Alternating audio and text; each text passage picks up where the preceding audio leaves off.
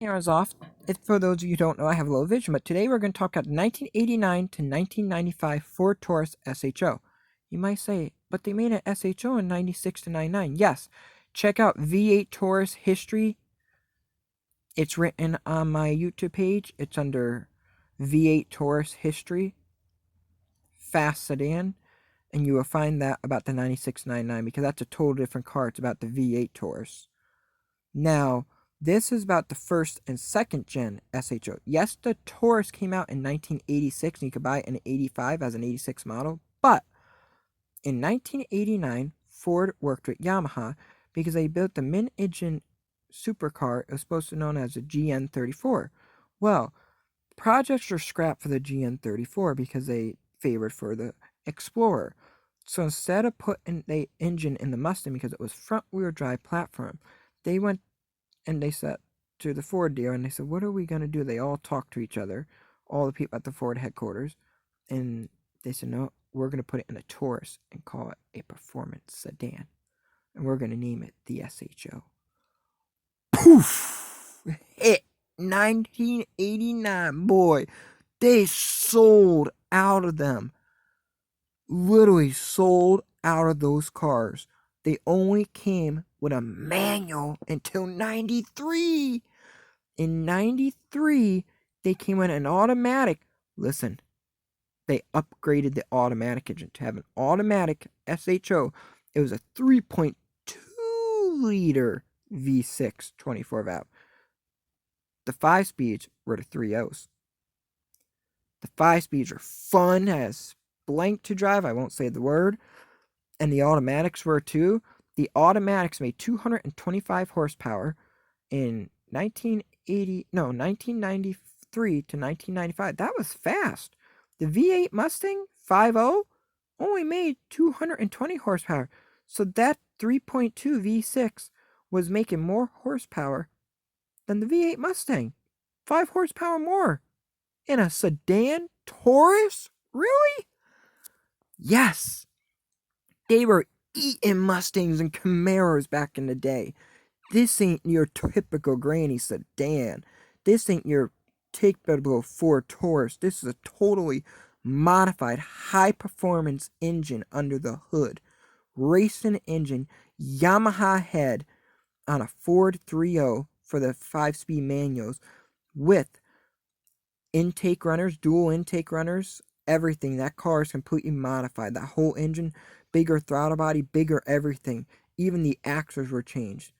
0 to 60, 6 seconds flat. On a 1989, that's unheard of back then. That's fast for a sedan. The Mustang did that. And guess what? That did the same as the Mustang back in the day. Amazing, ain't it? Now, there's a couple problems that they had that you need to know about 89 to 95 models. They had a few issues. You can literally hear the gears stripping themselves on the manuals. The engine throws so much power, and where it's weak is a 5-speed manual. You can literally watch it strip third gear right off the transmission. That's the gear that always wears out on them is third gear. And if they have sunroofs, they're known to leak the sunroofs because they have drain holes that get clogged. And if your sunroof dies, good luck finding a sunroof engine. You can't buy the sunroof motors.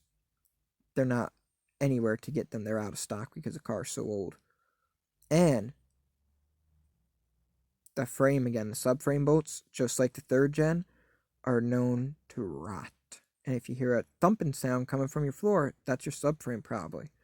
Now the automatic version had a little bit stronger tranny and was better than the 8-cylinder tranny. And 3.2, really can't complain much about it. Pretty good engine. Pretty good all around. So is a 3.0. They're both awesome, fast, very fun to drive, very sneaky to drive. Also, Jay Leno owns one, and it's in his car collection. Look that up when you get a chance. There's also a couple of them sitting in automotive museums around the world. And a very rare car that they made too, Mercury Sable AIV. Mercury Sable is a Taurus's twin. Did you know the Ford Taurus was named after the person who Ford picked to make the sedan? They had to come up with a name for the sedan. They started making plans to make the Taurus in the early 70s, but it didn't get released until 1986, the regular family car, because it was too ahead of its time. They had the blueprint already made. Can you picture how good the Taurus would be if it was released in the early 70s, like it was in the late 80s? How much further it would have been today? Well, they didn't. They released it in 86 as an 80. You could buy it in 85 as an 86 model. But back to the story. The man who designed the car named it Taurus, not because of the bull, meaning the cow, because his wife's astrological sign was Taurus. That was her horoscope, Taurus. And that's why he picked the Taurus's name.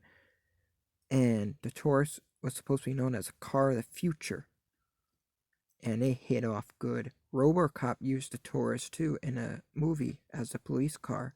Not sure if you knew that. It was a Ford Taurus SHO as a police car. And if you like this video, please subscribe to see more awesome car content. And don't forget to hit that bell. And don't forget to hit that subscribe button. And please check out my YouTube page. I do awesome videos. I do songwriting. I do history. I do National Geographic. I do discovery. I do science. I do vacation destinations. I do hidden news articles. I do too much to list. Check it out. It might be something you like in my page. I do all different kinds of topics. See you all soon. Stay awesome out there, everybody, and know you can do whatever you put your mind to. Don't let no one get in your way or stop you. You do what your heart desires. You might need some assistance at time or might have to adapt to get a goal done in your life, but you will find that person in life that will help guide you the right way in life. And if they ain't there yet, I promise they're coming very soon in your life. Stay awesome. See you soon.